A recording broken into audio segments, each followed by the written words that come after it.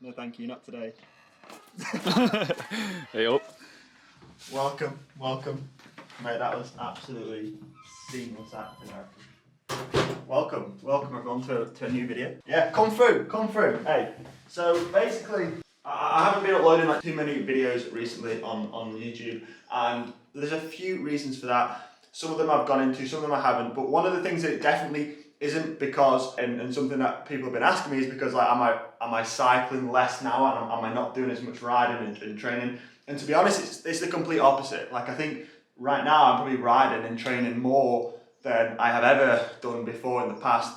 With the team this year, we've got some big goals, big objectives that I'll get into like later on in this video. But yeah, because I've been training so much, it's kind of not allowed for too much time to do anything else. I thought what we would do today is get a man like Andrew to come down, and we'd basically just document training for the day. He's going to follow me. We got a fairly grippy ride today after a few hard days last week actually as well. So yeah, it's probably going to be quite a hard session today. So I thought it'd be cool to get Andrew to come down, document the day, follow me along, and see what I get up to. If you enjoy this type of like third person, day in the life type thing, I don't like saying that word, but yeah, if you enjoy this, leave a like, let us know in the comments down below, and we'll do more of these types of videos. It makes it easier for me to link, the training and the content in one. If we can do some more of these training vlogs, training videos, and yeah, let's crack on. First question. Yeah. Why you got a bike in the kitchen? Can you see it from there? Yeah, you can. Because it's cool. Nah, So I've got a few bikes, right? As a cyclist, we've all got a million bikes. Ooh, okay. Anyway, the reason the bike is in the kitchen is because if you follow me out here, I apologise. It's a complete tip right now. We're getting an extension on the house, so normally my bike's in the shed outside, but yeah, currently the shed is no more. So this is gonna be where the bikes live eventually. I've got like a section. So this is gonna get knocked through, and this is just gonna be basically a utility room extended off the back of the house. So we're gonna have like a toilet here, washing machine here, and then in this corner is gonna be some cool, sleek looking bike racks, and then the bikes are gonna be like inside the house, and yeah. What's happened to that? It's not been used since the video, has it? It's just covered in dust now. That's the one thing, like we're getting building work done, man. There's so much dust everywhere. Yeah. But anyway, hey, we're not here to talk about building. We're here to talk about training, and I need to go and put some kit on, and we're gonna head out. Did you ever do this as a kid? Yeah. Where you got your bed sheet, and then just slid down. Mate, I haven't done this for years.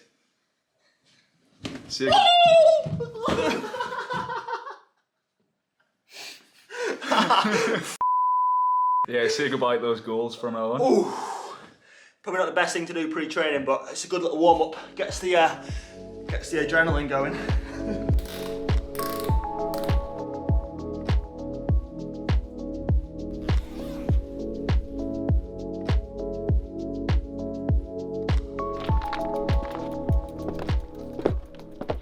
Monday morning, we're heading out.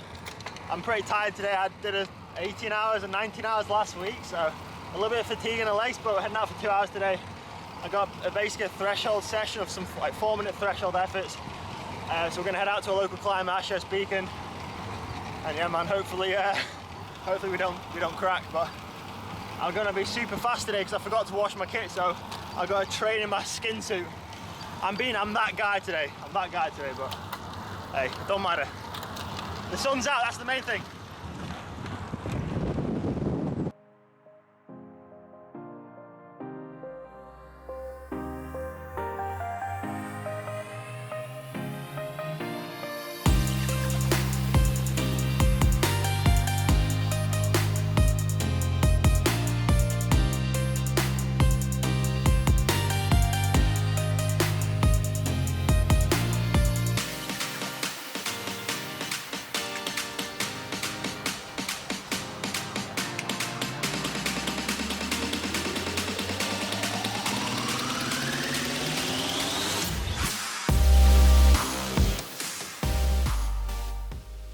Alright, so that's the first block done of 3 efforts at 4 minutes. 2 more blocks to go, so we've done 3, 9 in total, 6 more. But they're like progressive efforts, so the first 4 minutes is like 360 watts, which is sort of like sweet spot threshold, or not threshold, like sweet spot, high zone 3. And then the second, which is like a nice ease into it, and then the second 4 minutes is about 420 watts, and then the final 4 minutes is at 450, so like almost full gas for that 4 minute duration. Yeah, 1 down, 2 to go. Gonna roll back down now, have a little bit of a break. I don't feel too great today, I'm not gonna lie. A little bit sluggish, like the legs just feel a bit slow, but we're getting it done.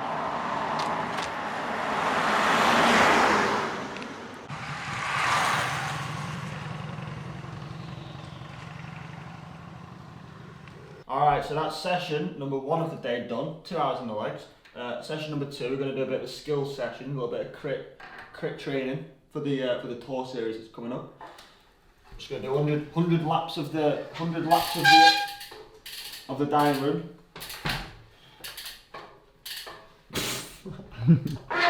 Alright, we're not going to do that. We're not going to do that. But hey, nah, today's session was good, man. It was a solid 2 hours. I had 4 hours on Saturday and then another 3 hours on Sunday. So I was pretty fatigued, or not pretty fatigued, but I was quite tired today. So I was a little bit unsure as to how today's session was going to go, but it was good. I'm going to, as if by magic, the power of editing, we're going to put a little overlay on the screen right now of the graph of the session. I know people like to see that. But yeah, essentially it was just some threshold efforts. We got the sesh 1 done, and yeah, man, I'm doing a local crit tomorrow. So yeah, tomorrow morning we'll do an easy hour, maybe 2 hours, depending on how I'm feeling, and then head up to Lancaster for a 1 hour smash fest around the crit circuit up there. So yeah, I thought I'd do a little bit of a sit down and use this video to kind of update you guys and talk you through like what's been going on over the past, I'm going to say 12 months or however long this whole kind of COVID thing's been going on now. I think like once lockdown was announced initially, I mean, okay, so to kind of take you back a little bit further, with my ban, I'm sure you'll know about that.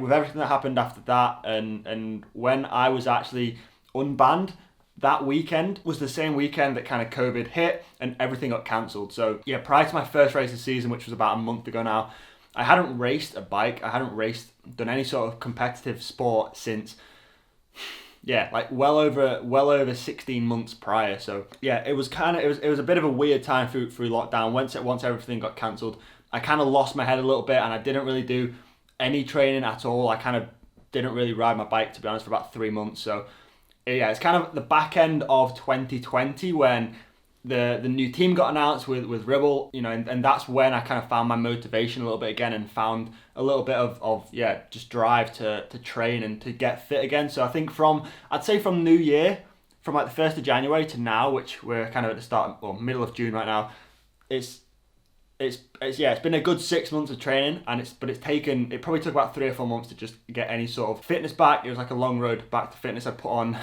a few kilos. Once we'd had, you know, a bit of an idea as to when racing was going to start back up, and once the team kind of had a few objectives and a few confirmed races, then yeah, it's definitely a lot easier to get my head back in the game and to focus and to train. I noticed, like, that's something that I definitely noticed about myself, is I can't just train for the sake of training. Like, I definitely work a lot better when I've got a goal in mind, and yeah, just an end goal and something to aim for and to something to build for.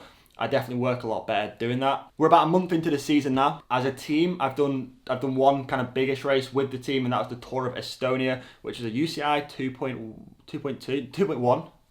For those of you that know what that means, it was basically a kind of UCI level race. It was only a 2-day stage race. Previously, I think it was 3 or 4 days, but because of COVID, it was shortened down to 2. Which, yeah, I'm not too sure why, but hey, maybe COVID only comes after 2 days. Who knows? But anyway, I went there in support of Matt Gibson, who was like our kind of team sprinter. It's a flat race.